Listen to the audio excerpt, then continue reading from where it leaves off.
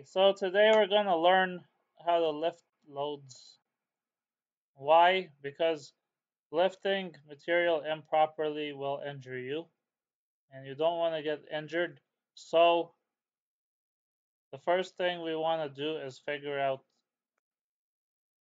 what we're moving. So how much does it weigh, how the size, the shape, how many times we're going to move it, and how we're going to move it.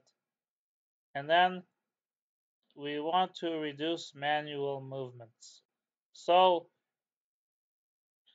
when you have to move something, the employer has to tell you how and provide equipment. So that means what's the right equipment, limitations, how do we inspect our equipment, including step-by-step instructions to use and operate the equipment, how to care and maintain the equipment, and hazards from the equipment.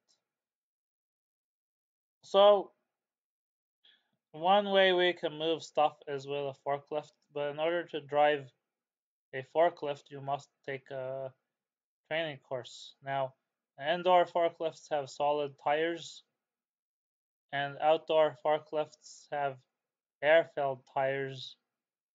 And all forklifts have a seat and a seat belt and a roof guard in case you get hurt. You always want to wear a seat belt.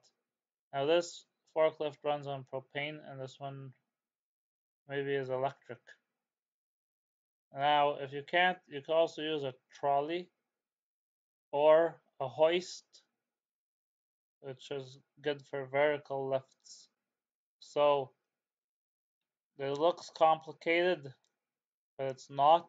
So what happens is there's a bunch of gears in here, and so we attach something to the load chain, and then we crank the chain, and this lifts up. Now there's gears in here, and the gears make it easy to turn the chain, but you have to pull the chain a lot of distance to move this up. So let's say every foot you move this chain, this moves up an inch, for example. But the gears make it easy. And then you can also do it like with the electric chain hoist. So here's a chain hoist, and this one's attached to a crane, but